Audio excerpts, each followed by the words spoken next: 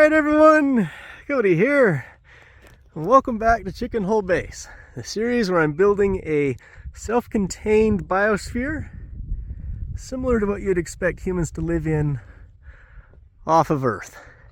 Mars, Moon, maybe even an asteroid. You can see critter acquisition and termination systems right here.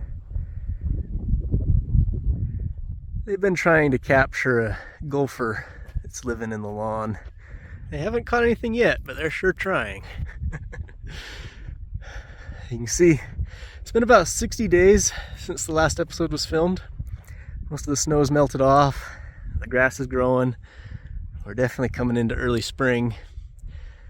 I've moved the totes over there so they quit killing the grass. You can see there's a bit of a yellow spot where they were. Anyway, I recently went up to Oregon to have my measurements taken and also familiarize myself with the spacesuit.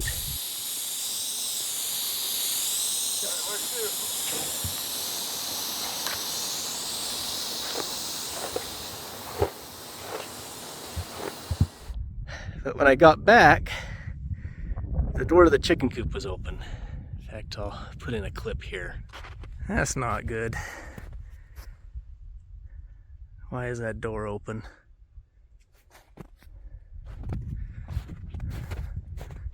The chicken's even here. I see tracks. There's one chicken. There's two chicken. There's three chicken.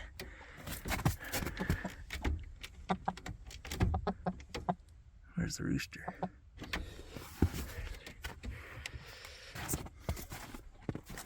Did I leave this open? I think I did.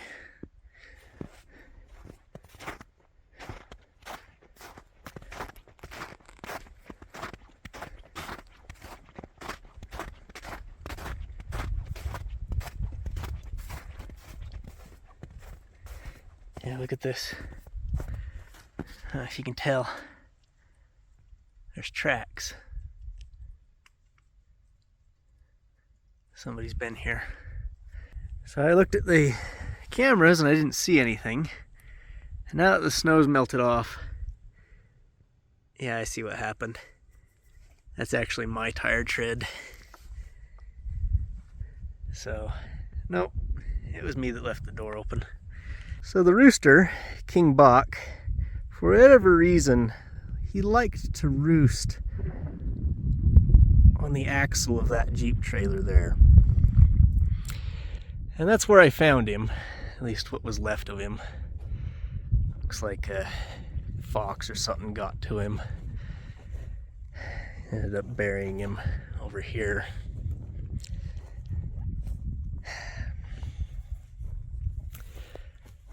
He was one of the smartest chickens I've ever had. He's definitely a loss. He's also the last of the chickens that I initially brought out here. I've since brought out some more. In fact, this chicken right here, which also seems to like being underneath trailers, is King Bach's daughter, which I guess now makes her Queen Dusty. I'd like to get some eggs from her and hatch them and see if I can get another rooster. But of course, I don't have a rooster right now, so the eggs will be unfertile. So I need to bring in another rooster. I'll probably bring in some other chickens as well, just so I can have more biodiversity, genetic diversity. But I think before I bring any more chickens out, we're gonna upgrade this chicken coop. It's not great. Got them through the winter. This is the first winter I've had chickens here all year, but we gotta get them something better. So let's head on over to the Mark II Greenhab, see how things are doing in there. Remember last episode I planted some seeds. Let's see how they're doing. So I've just got the door wired shut for now. It needs a door handle, but this works. Hey, you gonna hop in there? I normally don't let him go in, but as long as I'm here to watch him. So first thing is my visor fogged up so I can't see. Hang on. Okay, that's better. So I've got some more plants here. So this is arugula. It's been doing really well. I actually just thinned it. Took a whole salad out of here last night. It was great. So I've grown this crop outdoors before, and I can already tell you that this stuff is different than the stuff I've grown outside. So first of all, it's longer and spindlier. It doesn't stand up as well. It's easier to bend and break, and also it bruises easily. So the plants are very delicate that have grown in here. Also, they're not as spicy, so they have a milder flavor. So growing it inside of this tank is definitely changing the crop some. I think that's because of the low amounts of light that are able to get in, and also the fact that I've blocked basically all of the wind. So we've got the arugula, there's some spinach, which also does pretty well. Got some broccoli, which is really leggy. Carrots. Got some lettuce, along with carrots, because I forgot I planted the carrots there. More carrots. Here's some of the radishes and peas. Oh, careful boy, don't step on that. See how tall the peas are? They're a lot thinner than plants grown outside, but yeah, they seem to be doing okay. I've also got this here. So I've decided that these buckets could be used as a little planter. See, I got some plants growing in there. Thinking maybe I'll put a potato, maybe a sweet potato in there. Do all of these. It'll give me a little extra growing space. Now you might ask, do I have any problems with weeds in here? Generally no, because weed seeds can't blow in. But there is this. See this little guy? There's another one right here. And one here. So these are actually the bee plants. Look at that, that's almost 4 inches tall. I didn't intentionally put them here, but the seeds must have been in the soil. So you remember those plants were growing next to the tub where I had the soil, so some of the seeds must have made it through. There's another one right there. And I've decided to let them grow because the leaves are edible. You can eat them just as well as you can spinach. They have a similar nutrient profile. One thing I am worried about though is they are more susceptible to high humidity, and so they'll probably have powdery mildew on them. I'd say as soon as that happens, pull them out. Maybe even before. They may never get to flower, but we can give it a try. There are some of these bee plants that are also sprouting outside the greenhouse.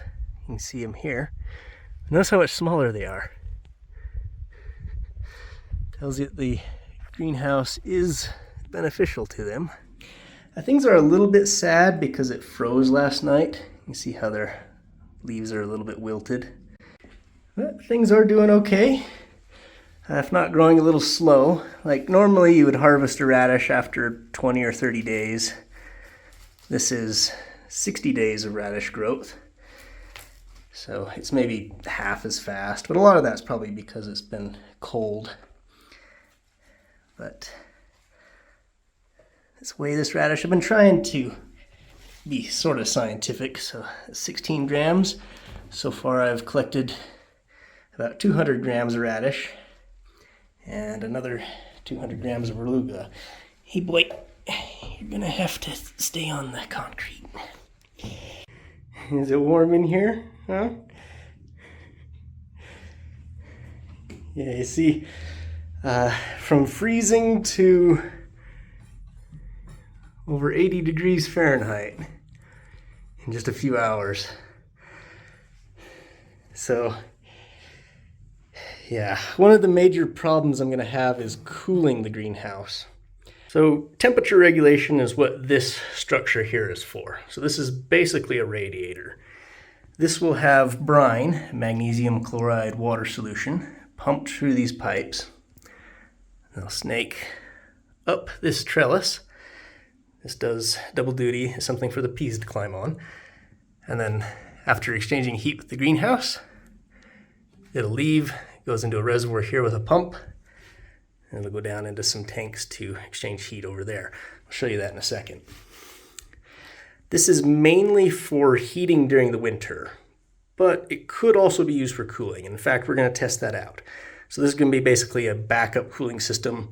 Like if it gets too hot in here, I'll have the pump kick on, and we'll see if it's able to lower the temperature. Run it for maybe half an hour or so, and then we'll turn it off and see if the temperature comes back. That will eliminate any insulation that might be happening with the sun. So this is the reservoir I was talking about. This is where the pump and also a filter is located. So that pumps down through a coil of tubing, which is inside this tote. Might be able to see in there. Maybe. There's several of them. So that's 3 tons of water can be used to absorb heat and then release it later. So right now I've just got a solar panel, a battery, an inverter. This is all work in progress, but it should come on. It's currently drawing about 80 watts. I might use a smaller pump, because that seems a little excessive, because it just needs to move the water. But now that it's on, what I'll do is I'll wire this shut again so the door doesn't open, so we don't get the heat just leaving. But first I'm going to take the camera and I'm going to put it in there and we're going to time lapse the thermometer. So let me go do that. I got a little tripod here.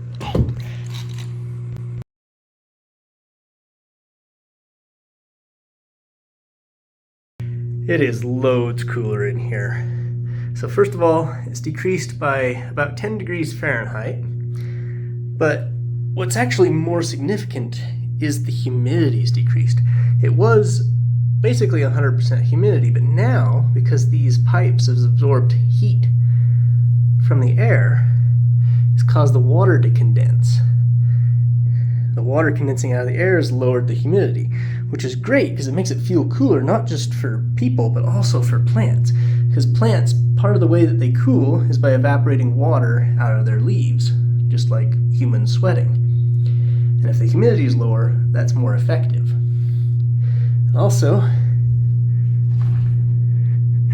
the water drips down and is recovered by the plants. Now, it's not really ideal to do this when there's a bunch of plants here, because then the water will be dripping onto their leaves. But it is better than burning up in the heat. So now, let's turn off the pump and see if the temperature comes back up. So I'll just turn off the inverter. I'm also going to unhook the solar panel so it doesn't overcharge the battery. And we'll just set the camera back up, wire this shut, and see if the temperature rises again. It is just after midday now.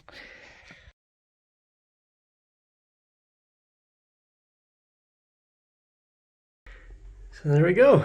Half an hour with the pump off, and the temperature came back up a little bit. It's not as dramatic of a change, I think, because the water here is evaporating and that's pulling heat into it. But definitely the humidity's gone back up and it feels way hotter. So now I want to talk about how I've been adding water to the Greenhab. So I've got these soaker lines that go around, coming out of this pipe here, which goes up the hill. So that line comes out right there. It comes up the hill, past the cat, up to this bucket right here. This is how I've been watering the greenhouse for now. I can just bring a little bit of water up here every now and then. And it'll send it down to that soaker tubing. Right now the greenhouse isn't perfectly sealed, and so it loses a little bit of water. And this is how I've been keeping it topped off. This system here is only temporary, and in fact is the very next thing that I'm going to replace. The first step was to command RoboCody to go dig a tunnel underneath of the Greenhab.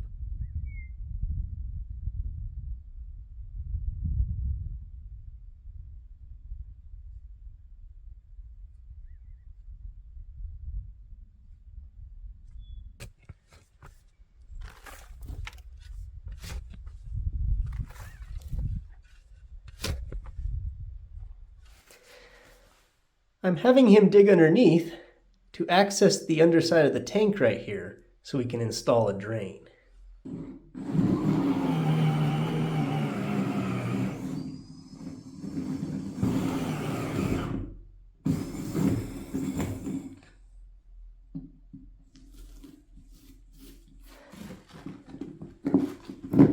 There it is.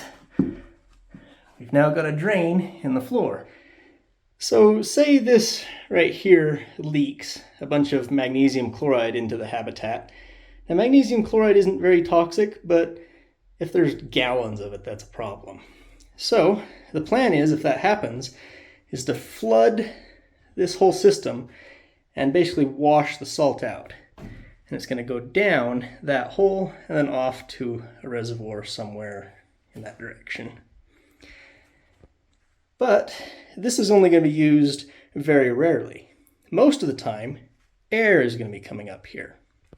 The air is going to get heated up by the sun. It's going to absorb moisture from the water evaporating off the plants. It'll be hot and humid. It'll rise and go out this hole here, which is currently plugged off.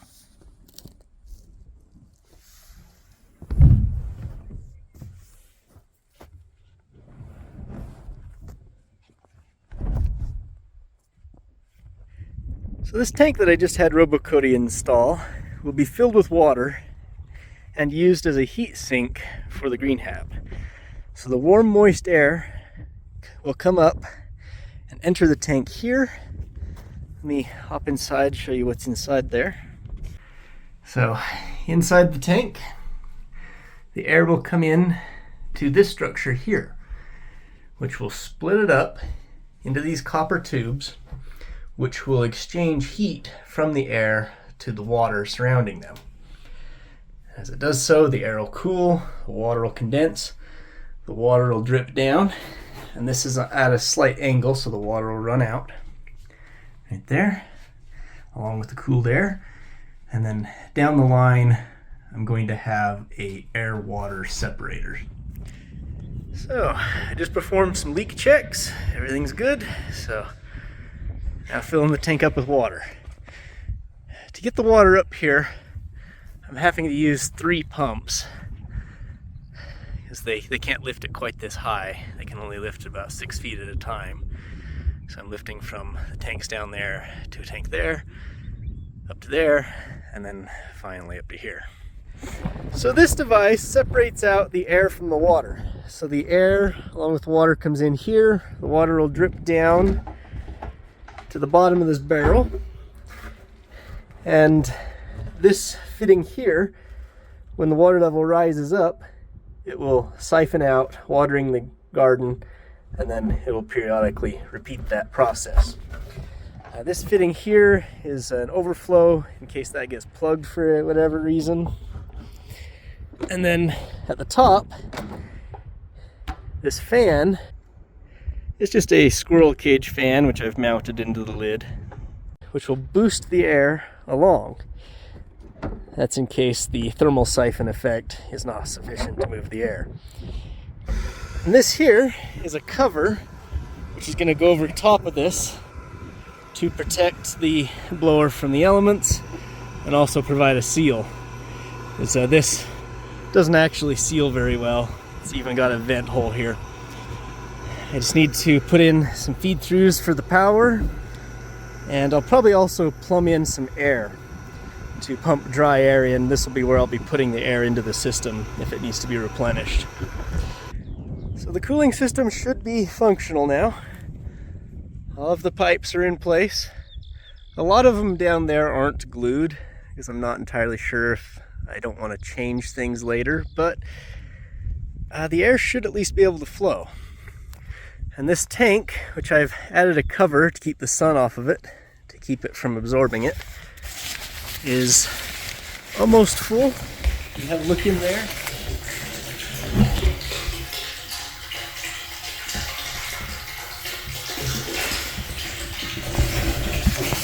You can see that the copper pipes are mostly covered, so they should be able to absorb heat. I should mention this solar panel here. This provides additional cover for the tank, but also will power the pump and radiator, which will take the heat that it absorbs and displaces it into the air. So there's the radiator that I'm going to be installing right down there. I think it's a good time to run some tests. Let's see how effective at cooling it is. It's not quite noon, so we should be getting to the hottest part of the day. Let's go see how hot it is down there and see if it'll cool it. So here we are inside of the Greenhab. You can see the plants have grown quite a bit since the last time we were here. Look at that.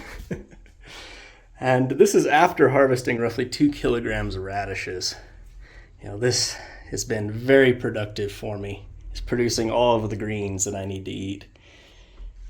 I've also added a few buckets, you can see. This one is a worm bin. There's some worms in there, which will eat the scraps that I throw in, turn it to soil, and release CO2 that the plants can use. I've got some mushroom blocks doing a similar thing. This bucket has some potatoes. You see some potatoes sprouting up here. And this one has some perennial sunflowers, the Jerusalem artichokes.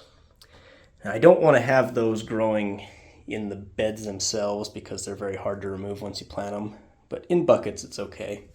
And I can kind of step over the bucket.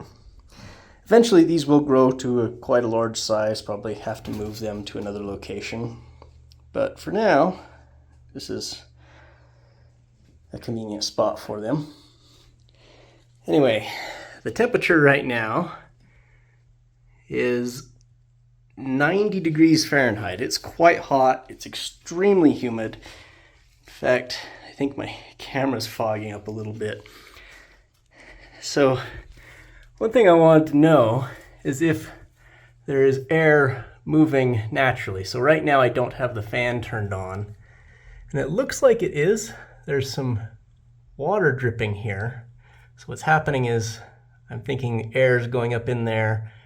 It's cooling down on the sides of the pipe and the water is dripping back, which is why I planted liverwort and moss in this spot right here, because I know this is going to get dripped on. But just to confirm, I've got a piece of a black powder fuse here. We're going to see if the smoke gets sucked up into the pipe.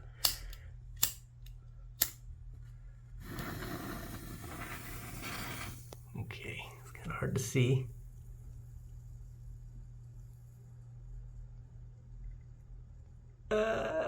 Maybe. Oh yeah, it's definitely going up. The flow is very weak though, and because the door is not perfectly sealed, it's causing some turbulence. But let's go turn on the blower and see if it gets any cooler. See if we can lower the temperature a little. Okay, fan is turned on. I don't know if you can hear it running. I'm just using a battery and inverter for now. Let's go see if it makes a difference. One good thing about working inside of a sealed container is I don't have to worry about these Mormon crickets eating my crops. They can't get in. They're trying though. Alright, so here we are, back inside. And now you can see the flow. Sucking that leaf right in. Not quite as strong as I was hoping for though. I guess with all these pipes, the length and all the turns it makes, it's probably about what I can ask for. If we come over here, where the air is coming back, oh, I can already feel it's so much cooler right in this area, and less humid too. You can see I've got a little grate here to keep stuff from falling in there. You can see making the leaf float. Oh, but yeah, there's like a spot with low humidity right here. Oh, I love it.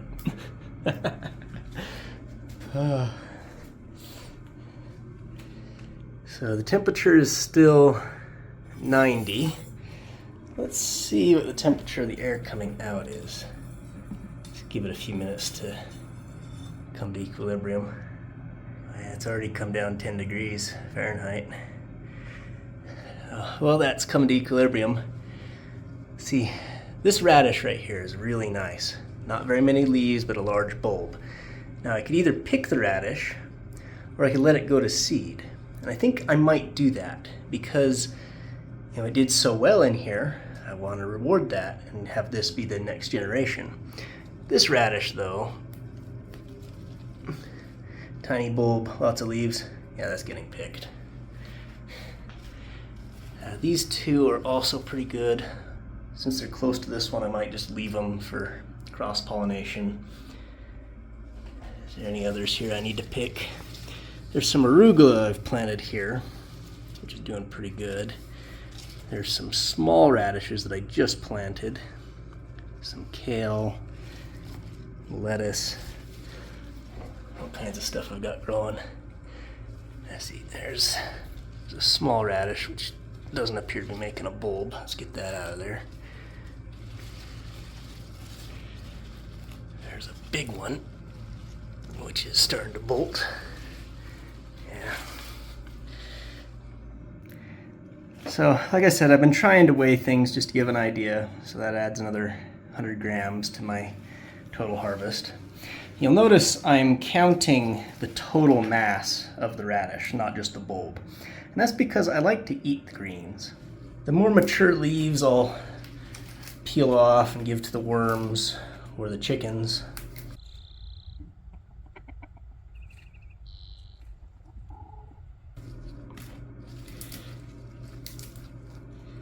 Anything with dirt on it I'll pull off as well.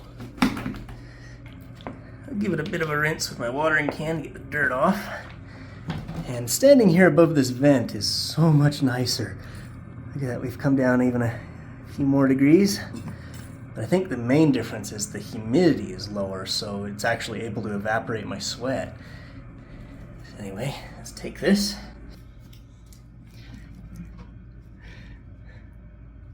So here we are. Now, starting to go a little woody. Oh, it's pretty good. It's just a little bit spicy.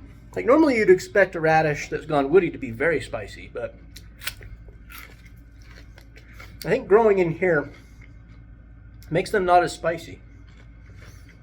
You know, it still has a little spice, but it's not like burning my nose or anything. And now for the greens. That's my favorite part right there. You know, look at this. The central stalk is in flavor and texture and even appearance is indistinguishable from a broccoli stalk. You know. Anyway, good little snack.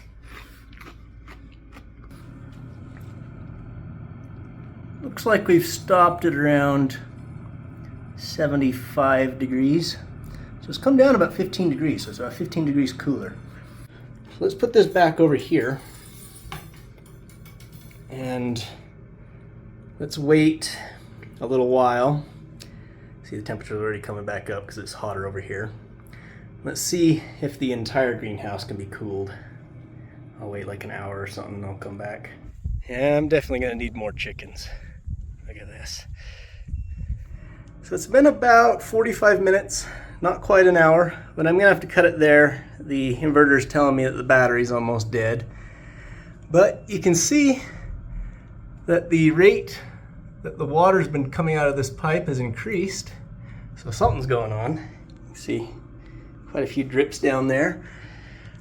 The window is easier to look out. You get a clearer view because some of the moisture's evaporated. And the temperature has come down about 5 degrees, maybe 4. So that is definitely a decrease. it does work. And that's even considering that the sun is actually moved to a higher position in the sky. It's actually heating more. So yeah, but the main thing is the humidity has dropped. I'm not dripping with sweat like I was. My clothes don't feel as sticky. Even though the temperature's only gone down a little bit, the drop in humidity has made a huge difference. It's so much nicer to be in here. And the best part about it is that humidity is not being wasted. It's going up, it's being condensed, it's running into that barrel, and eventually is gonna find its way back down to water the plants. It's gonna be recycled. I'm not just wasting it by expelling it out into the atmosphere. I think that's really neat. And I think I could improve this a little bit better. Maybe we get a little bit more flow, cover the pipes so that the sunlight isn't heating them, that sort of thing. But I think that stuff is going to be for next episode. For now, I think I'm going to cut it there. This has been quite a bit of content, I think. I definitely need to thank the Patreons for making this possible. Channel members too now. Hope you all enjoyed. I'll see you next time.